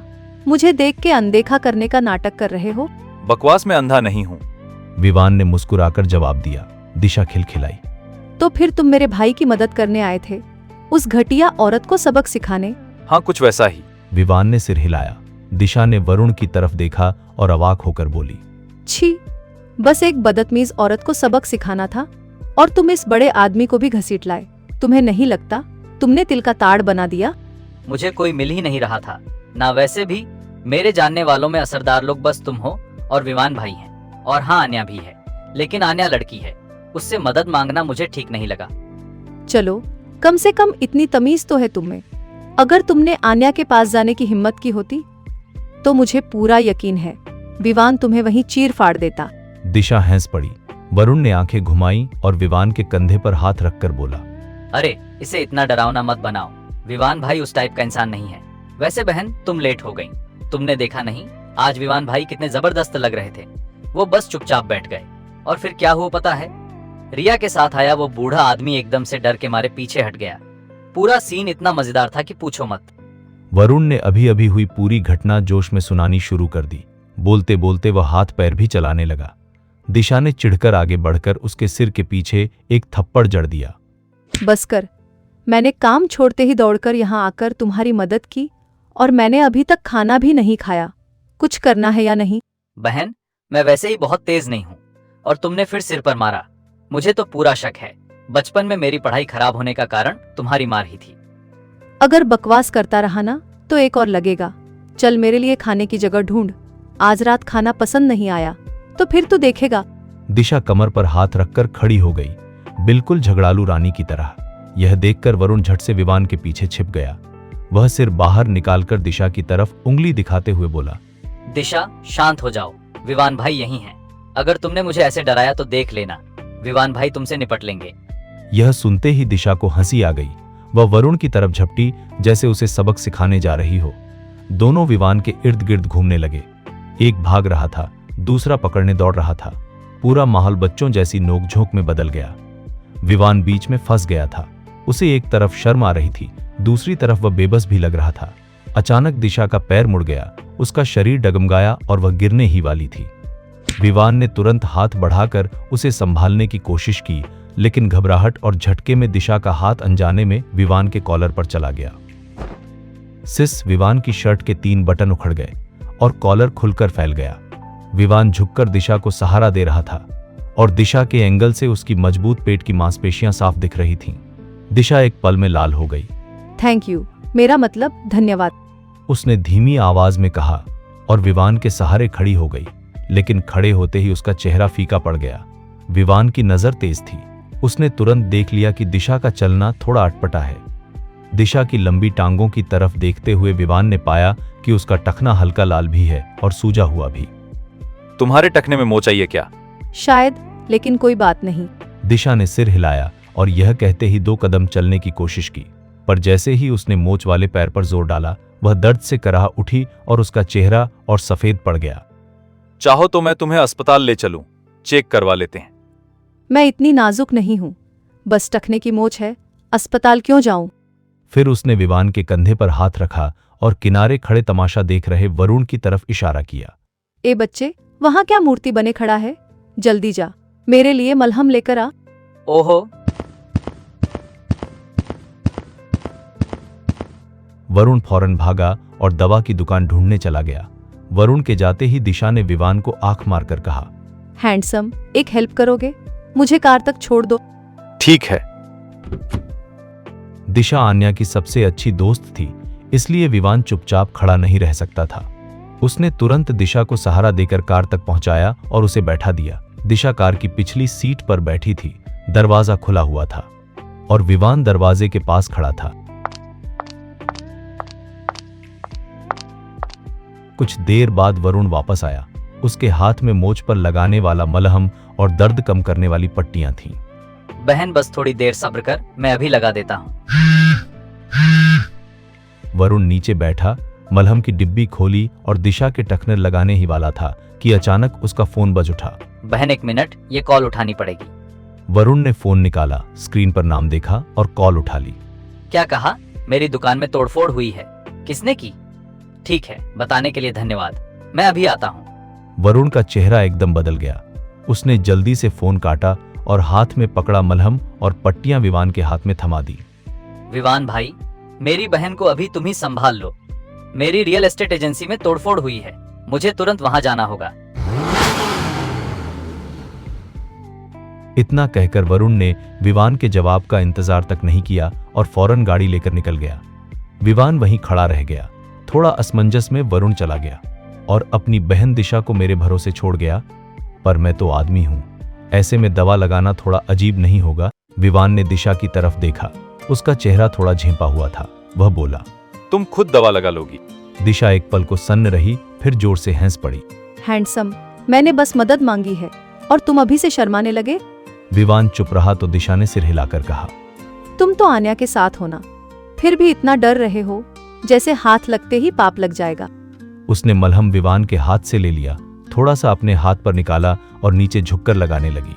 लेकिन जैसे ही वह झुकी, टखने में तेज दर्द उठ गया। आखिर में उसे विवान से ही कहना पड़ा, क्या तुम लगा दोगे? झुकते ही बहुत दर्द होता है। ठीक है। विवान मना नहीं कर सका। वह नीचे बैठ गया और सावधानी से उसके टक पर मलहम लगाने लगा। दिशा मुस्कुराई। हैंडसम, वैसे पुरुषों का महिलाओं के साथ नरमी से पेश आना अच्छा होता है, लेकिन तुम कुछ ज्यादा ही नरम हो रहे हो।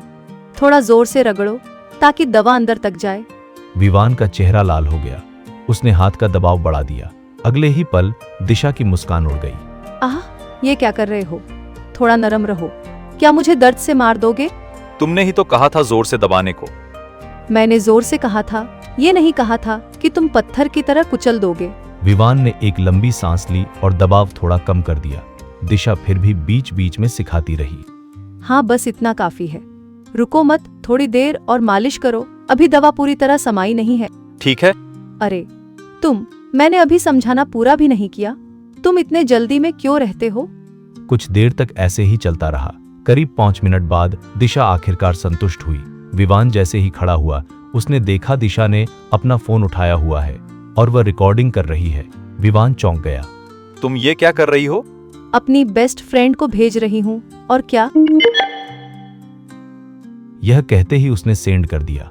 अब विवान के लिए उसे रोकना बहुत देर हो चुकी थी। कुछ ही पल बाद दिशा के फोन पर आन्या की वीडियो कॉल आ गई। दिशा ने विवान के सामने ही कॉल उठा ली। विवान थोड़ा घबरा गया। उसे डर था कि कहीं आन्या गलत समझ न ले। उसी पल दिशा के फोन में आन्या की आवाज गूंजी। तुम्हारे पैर को क्या हुआ? अभी अभी अपने भाई को पीटते पीटते मेरा टखना मुड़ गया और वो कमीना मुझे वहीं छोड़कर भाग गया। शुक्र है तुम्हारा वो हैंडसम लड़का वहीं था, वरना आज मैं अस्पताल में पड़ी होती। दिशा ने ऐसे कहा जैसे कोई बड़ी बात ही नहीं। आन्या की आवाज में फौरन चिंता आ गई। तुम ठीक तो हो? क्या मैं तुम्हें अस्पताल ले चलूं? तुम दोनों प्रेमी एक ही बात क्यों बोलते हो? मैं दिशा हूँ, इतनी नाजुक नहीं। वैसे भी तुम्हारे प्यारे प्रेमी ने अभी अभी मेरे टखने पर मलहम लगाया है। कुछ दिनों में ठीक हो जाएगा। दिशा हंस पड़ी। आन्या ने तुरंत दूसरा सवाल दागा। तो फिर तुमने मुझे वो वीडियो रिकॉर्डिंग क्यों भेजी? और क्या करती मैं? बताना तो पड़ेगा ना। मेरा टखना मुड़ गया है, मैं गाड़ी नहीं चला सकती, तो बस तुमसे ये पूछ रही हूँ, क्या तुम अपना वो प्यारा आदमी थोड़ी देर के लिए उधार दे सकती हो ताकि वो मुझे घर छोड़ दे? कोई बात नहीं, लेकिन याद रखना अब तुम पर उसका एक एहसान है। आन्या ने हंसते हुए कहा। दिशा झुंझला गई। अरे छोटी बच्ची, अब आदमी मिल गया तो बहनें भूल गई। क्या लगता है मैं तुम्हारे इस छोटे से काम के बदले एहसान मान लूंगी? और क्या तुम्हें लगता है मेरा आदमी कोई भी उधार ले सकता है? ठीक है, तुम जीत गई। मैं एहसानमंद हूँ। खुश, चल अब बाय। दिशा ने हार मानते हुए कहा। दिशा ने झुंझलाकर वीडियो कॉल काट दी। विवान का चेहरा अभी भी तनकर बैठा था। दिशा ने आंखें घुमाई और नाराजगी से बोली, तुम्हारी गर्लफ्रेंड ने तुम्हें मुझे देने के लिए हाँ कर दी है। अब किस बात का इंतजार कर रहे हो? चलो, मुझे घर छोड़ो नहीं, पहले मुझे खाना खिलाओ। मैंने अभी तक रात का खाना नहीं खाया। पेट भरकर खाए बिना मुझे नींद नहीं आएगी। दिशा की बातें सुनकर विवान अवाक रह गया। उसे लग रहा था दिशा का स्वभाव किसी लड़की जैसा कम और किसी लड़के जैसा ज्यादा है। 12 मिनट बाद विवान दिशा को पास ही एक सींग कबाब वाली जगह ले आया। लगता था दिशा वहां की पुरानी ग्राहक है। मालकिन ने उसे देखते ही मुस्कुराकर कहा, अरे दिशा, आज बड़े दिनों बाद बस काम धंधा बंद। हाँ, आजकल बहुत भाग दौड़ है, हमेशा की तरह। मांस की 10 सिंकें, ग्रिल्ड पनीर की 1 प्लेट, 1 ग्रिल्ड मछली और एकदम ठंडी बियर की 1 बोतल। ठीक है, आप क्या लेंगे हैंडसम? मालकिन मुस्कुराई। फिर मालकिन ने विवान की तरफ देखकर पूछा, 20 सिंकें, 1 प्लेट सूखा पनीर, 1 मछली और खनिज पानी की 1 बोतल, और हाँ, मीडियम तीखा। ठीक है, आप लोग बैठिए, मैं अभी लगाती हूँ। मालकिन ऑर्डर लिखकर अंदर चली गई। विवान ने दिशा को खिड़की के पास वाली सीट पर बैठने में मदद की। बैठते ही दिशा ने भौहें चढ़कर कहा, तुमने भी वही ऑर्डर किया जो मैंने किया? कहीं तुमको मुझसे लगाव वगैरह तो नहीं हो रहा? तुम बहुत ज्यादा सोच रही हो। विवान ने उसकी तरफ देखा, फिर उसने जेब से सिगरेट निकाली और जलाने लगा। दिशा ने उसे घूरा। अरे यार, तुम इतने बेखबर कैसे हो सकते हो? क्या तुम्हें नहीं दिख रहा मैं यहाँ बैठी हूँ? विवान समझ नहीं पाया कि वह क्या कहना चाहती है। तभी अगली ही सांस में दिशा ने उसका सिगरेट का पैकेट और लाइटर छीन लिया। वह बड़े आराम से सिगरेट जलाने लगी। विवान ने उसे देखकर जैसे ही भौं उठाई, दिशा ने आंखें घुमाई। क्या देख रहे हो? पहले कभी किसी औरत को सिगरेट पीते नहीं देखा? अगर तुम खुद ये न बताओ कि तुम औरत हो, तो सच में मुझे शक हो जाए कि तुम आदमी हो। विवान हंस पड़ा। छी, तुम्हें खुश होना चाहिए कि मैं औरत हूँ, वरना आन्या भी अपने बच्चे को दूध पिला रही होती और तुम पूछते फिरते कि इसमें मेरा क्या रोल है। दिशा ने ताना मारते हुए कहा। दिशा की बेशर्मी पर विवान के पास जवाब नहीं था। थोड़ी देर बाद दिशा ने बात का रुख बदला। वैसे आज के लिए धन्यवाद। मेरा छोटा भाई वरुण थोड़ा लफंगा है, पर दिल का बुरा नहीं है। आगे से उसका थोड़ा ध्यान रखना। वो एहसान मानता है, अगर तुम उसके साथ ठीक रहोगे तो वो भी तुम्हारा एहसान चुका देगा। नहीं, इसकी जरूरत नहीं। मतलब क्या? अब तुम्हें मेरे भाई की जरूरत नहीं है? मेरा मतलब ये था कि तुम्हारे भाई को मुझे पैसे या एहसान लौटाने की जरूरत नहीं है। तुम कुछ और ही समझ रही हो। ये हुई ना बात। दिशा का चेहरा तुरंत खुल गया। फिर उसने फोन निकाला, व्हाट्सएप खोला और अपना QR कोड स्क्रीन पर करके विवान की तरफ कर दिया। विवान एक पल को रुक गया। ये क्या है? क्या तुम अंधे हो? मैं कह रही हूँ दोस्त बनो। इतना भी नहीं समझ आता? ठीक से बात नहीं कर सकती तुम? विवान ने हल्की झुंझलाहट दबाई। फिर भी उसने फोन निकाला और QR कोड स्कैन करके उसे व्हाट्सएप पर जोड़ लिया। रिक्वेस्ट स्वीकार होते ही दिशा ने उसे एक फोटो भेज दी। विवान की नजर स्क्रीन पर पड़ी और वह फौरन फोन दूसरी तरफ घुमा बैठा। उसका चेहरा एकदम बदल गया। ये तुम क्या कर रही हो? हैंडसम, मुझ पर चिल्लाने से पहले एक बार देखो तो सही, फोटो में कौन है? दिशा भी एक पल को चौंकी। फिर उसने विवान को ऐसे देखा जैसे वह सबसे बड़ा बेवकूफ हो। विवान ठिठका। फिर उसने फोन वापस देखा और फोटो को ध्यान से जूम किया। तभी उसे समझ आया फोटो में आन्या थी। सॉरी, मुझे गलतफहमी हो गई। मुझे लगा ये आपकी। विवान का चेहरा शर्म से भर गया। उसने धीमे से कहा। दिशा ने आंखें घुमाई। तुम्हें क्या लगता है मैं तुम्हें अपनी सेक्सी फोटो भेज रही हूँ? तुम क्या सोच रहे थे? मुझे माफ कर दो। विवान के पास बस यही बचा। वह सच में इतना शर्मिंदा था कि अगर दिशा को घर छोड़ना उसकी जिम्मेदारी न होती तो वह वहीं से उठकर चला जाता। दिशा ने हाथ लहराया। छोड़ो, मैं उदार लड़की हूँ, तुम्हें इसके लिए नहीं पकड़ूंगी। ये फोटो तुम्हें और मेरे भाई को सपोर्ट करने के लिए और मुझे घर छोड़ने के लिए थैंक यू गिफ्ट समझ लो। वैसे आन्या का फिगर कमाल का नहीं है। उसकी स्किन देखो, बर्फ जैसी, कमर पैर कमाल। फिर उसने शरारती मुस्कान के साथ कहा। विवान को अजीब लगने लगा। आन्या उसकी गर्लफ्रेंड थी, भले दिशा भी लड़की हो, पर उसके सामने इस तरह आन्या के शरीर पर बातें करना विवान को बिल्कुल ठीक नहीं लग रहा था। दिशा और जोश में आ गई।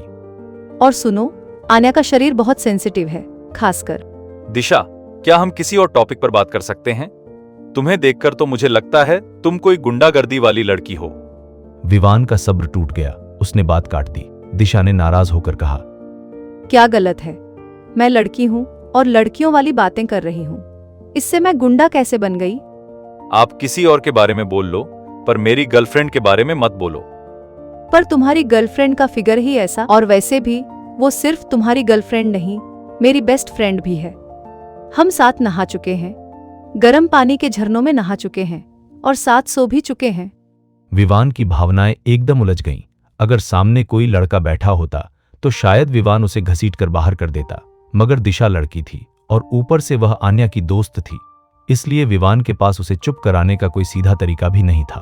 उसने सोचा जितना कम जवाब दूंगा उतना कम बखेड़ा होगा। यह सोचकर उसने खनिज पानी की बोतल उठाई और बड़ा घूंट भर लिया। एक बात बताओ, क्या तुमने आन्या के साथ शारीरिक संबंध बनाए हैं?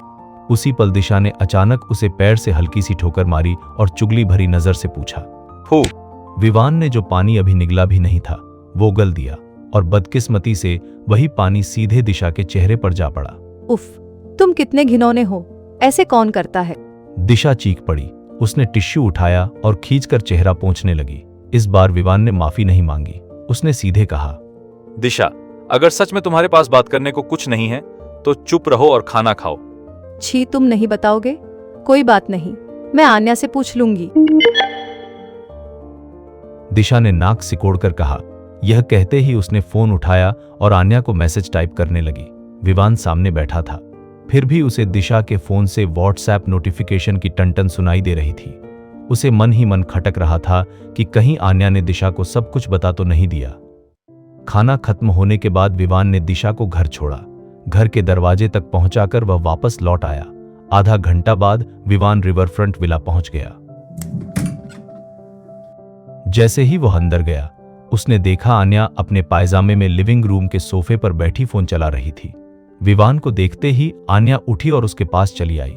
पहले उसने विवान को ऊपर से नीचे तक देखा, फिर हल्का सा सूंघ कर उसकी आंखों में झांकते हुए नाराजगी से बोली, विवान, क्या तुमने दिशा को ये बताया है कि मैं बिस्तर पर बहुत ज्यादा कामुक हो जाती हूँ? ये तो सरासर बदनामी है। मैं भला उससे ऐसी बात कैसे कह सकता हूँ? विवान सदमे में आंखें फाड़े रह गया।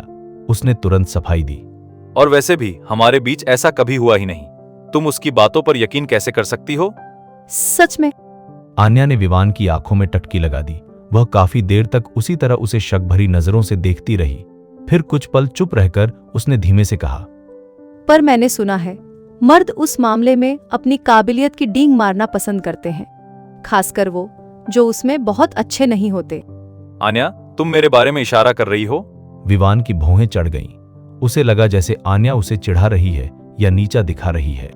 नहीं नहीं, मैंने तो कभी चेक ही नहीं किया कि मेरा विवान कितना काबिल है या नहीं। आन्या के चेहरे पर चंचल मुस्कान फैल गई। उसकी आंखों में शरारत चमक रही थी। विवान का चेहरा लाल हो गया। उसने आन्या को अपनी बाहों में खींच लिया और सीधे उसके रसीले लाल होठों पर झुक गया। एक नरम से चुंबन के बाद आन्या की सांसें तेज हो गईं। उसके गाल सुर्ख हो गए और आंखों में ऐसी मिठास थी कि विवान का दिल और भी पिघल गया। आन्या की मोहक खूबसूरती को अपनी बाहों में पाकर विवान के सीने में एक अजीब सी गुदगुदी उठी, जैसे किसी नटखट बिल्ली के बच्चे ने हल्की सी खरोंच मार दी हो। उसने गला साफ किया। उसकी आवाज में गर्मी और हल्की सी कर्कशता उतर आई। आन्या, क्या तुम आज इसे आजमाना चाहोगी? विवान, तुम मुझे तंग कर रहे हो। शर्म से आन्या का चेहरा और लाल हो गया। उसने हाथ उठाकर अपनी छोटी सी मुट्ठी से विवान की छाती पर हल्का सा थपका मारा। विवान हंस पड़ा। उसने आन्या की गोरी सी ठुड्डी ऊपर उठाई और जलती नजरों से बोला, तुमने ही पहले मुझे उकसाया था। अब पछताने का कोई फायदा नहीं। तैयार रहो अब जिंदगी भर मेरे हाथों तंग होने के लिए। हम कौन जाने आगे चलकर कौन किसको तंग करेगा। आन्या ने चुनौती भरे लहजे में कहा। दोनों एक दूसरे से लिपटे थे। माहौल मीठा सा और नशे जैसा हो गया था और जैसे आसपास की हवा भी गर्म हो गई हो।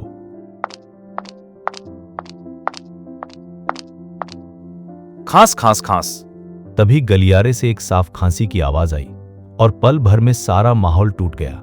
आन्या झेम गई। आवाज सुनते ही वह तुरंत विवान की बाहों से अलग हो गई। विवान ने नजर उठाई तो गलियारे में सान्या खड़ी थी।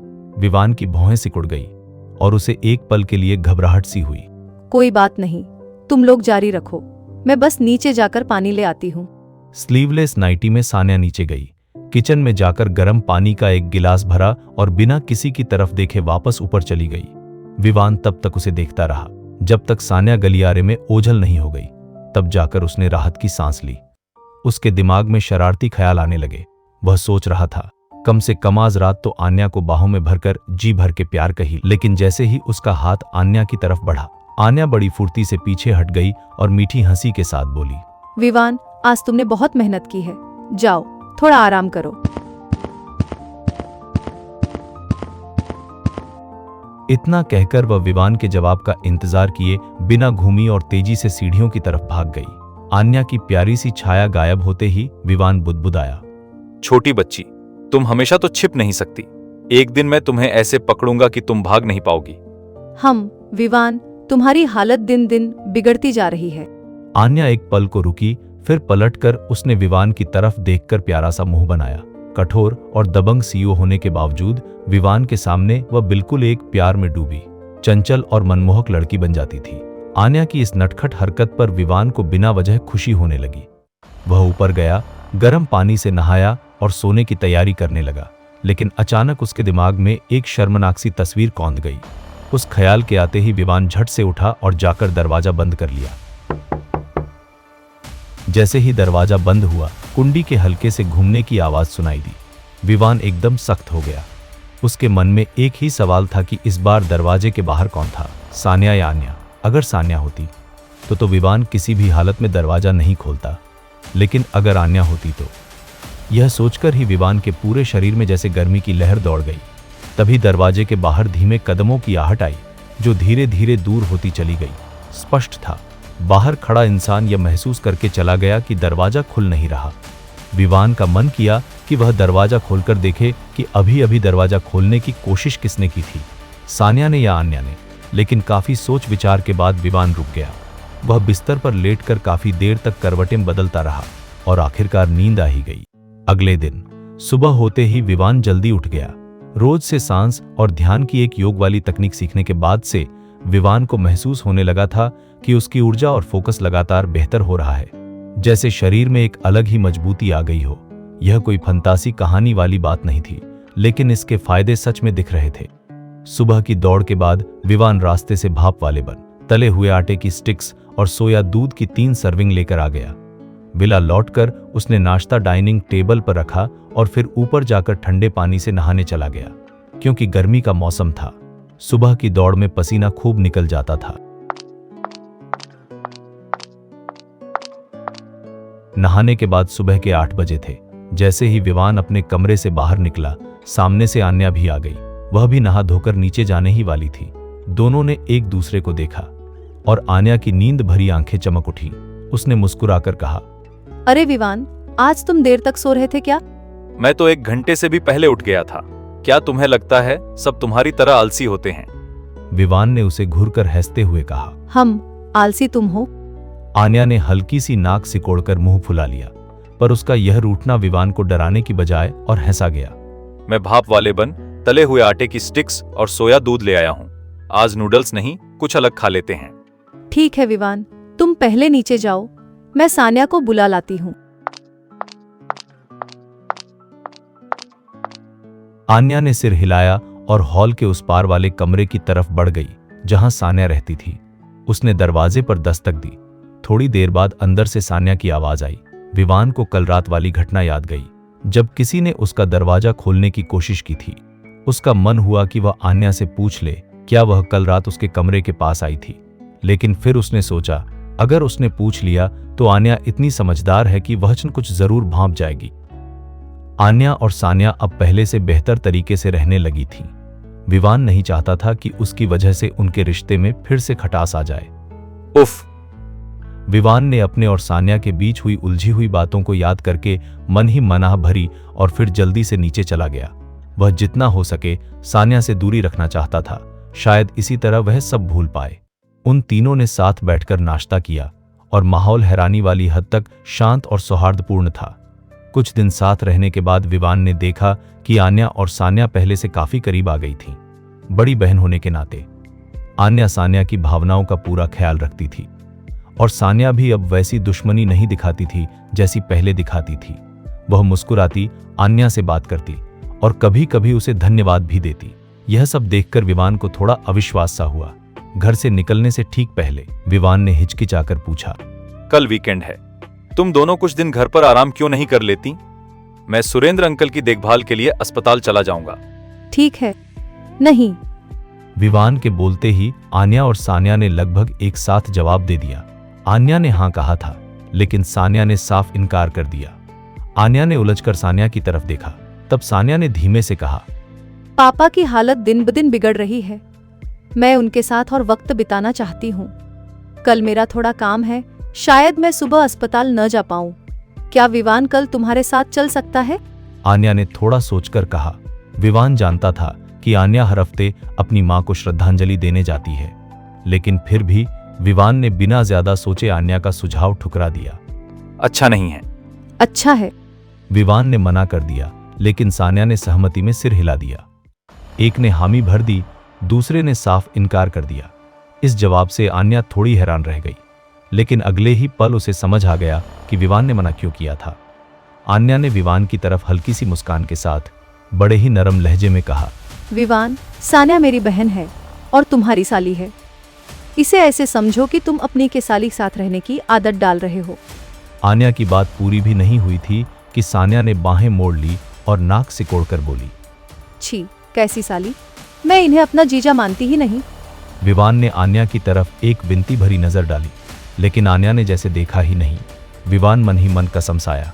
उसे लग रहा था आन्या इसे छोटी बहन मानकर जितना हल्का ले रही है, उतना हल्का मामला है नहीं। कुछ बातें ऐसी थीं जो विवान किसी से बोल नहीं सकता था, बस दिल में दबाकर रख सकता था। 10 मिनट बाद तीनों साथ बाहर निकल गए। विवान हमेशा की तरह कंपनी के लिए खुद गाड़ी लेकर निकल पड़ा और आन्या सान्या को लेकर अस्पताल चली गई। विवान जैसे ही समुद्रिका ग्रुप की बिल्डिंग के नीचे पहुंचा, उसकी नजर सामने खड़ी एक औरत पर पड़ी। 5 साल से जानने के बाद विवान ने उसे एक नजर में पहचान लिया, अन्विता। उसका इरादा था कि वह ऐसे गुजरे जैसे उसने उसे देखा ही नहीं और सीधा अंडरग्राउंड पार्किंग में चला जाए, लेकिन उसकी कार इतनी नजर खींचने वाली थी कि अन्विता ने भी उसे उसी पल देख लिया, और फिर जैसा विवान को डर था वैसा ही हुआ। अन्विता ने उसकी गाड़ी के आगे आकर रास्ता रोक दिया और विवान को रुकने पर मजबूर कर दिया। विवान को उससे कोई बात नहीं करनी थी, इसलिए उसने तुरंत शीशा नीचे किया और गेट की तरफ चिल्लाया, सिक्योरिटी गार्ड कहाँ है? अन्विता का चेहरा बिगड़ गया। वह झुंझलाकर बोली, विवान, क्या वाकई इतना करना जरूरी है? यह कहते हुए वह सीधे गाड़ी के आगे बोनट के पास बैठ गई। विवान का गुस्सा एकदम भड़क उठा। उसने दांत पीसकर शीशे से सिर बाहर निकाला और चिल्लाया, अन्विता, क्या तुम मेरा पीछा करना बंद कर सकती हो? मैंने तुम्हें कितनी बार कहा है, मुझे तुम्हारा चेहरा तक नहीं देखना। क्या तुम्हें साफ साफ समझ नहीं आता? गाड़ी से बाहर निकलो, आराम से बात करते हैं। अन्विता ने सिर घुमाया। उसकी आवाज में जिद थी। ठीक है, बात करनी है ना? चलो आज सुन ही लेते हैं कि अब किस नई बकवास के लिए आई हो। विवान कार से उतरा और अन्विता को घूरकर देखने लगा। विवान के बाहर निकलते ही अन्विता भी बोनट से उतर गई और सीधे मुद्दे पर आ गई। समुद्रिका ग्रुप ने जो नई ब्लड प्रेशर की दवा लॉन्च की है, वो हमारी उमा ग्रुप वाली दवा का अपग्रेड वर्जन है ना? हाँ। और ये दवा जो ही मैम ने बनाई है? हाँ। तो फिर ये नई दवा मुझे दे दो। आखिर ये हमारी दवा के बेस पर बनी है, हिसाब से ये वर्मा परिवार की होनी चाहिए। अन्विता ने जैसे जीत का ऐलान कर दिया हो। विवान ने एक पल भी नहीं लगाया। तुम अस्पताल जाओ, अपॉइंटमेंट लो और किसी न्यूरोलॉजिस्ट को दिखाओ। मतलब? अन्विता तमतमा गई।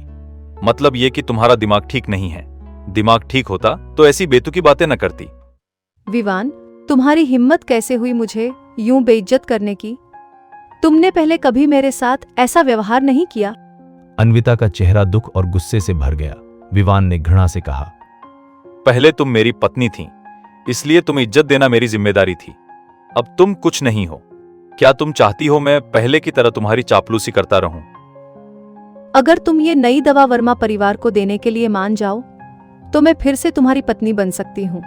मुझे पता है तुम नई दवा बनाकर वर्मा ग्रुप से जानबूझकर टक्कर ले रहे हो, सिर्फ इसलिए कि उस दिन अस्पताल में मैंने जो कहा था उससे तुम नाराज हो।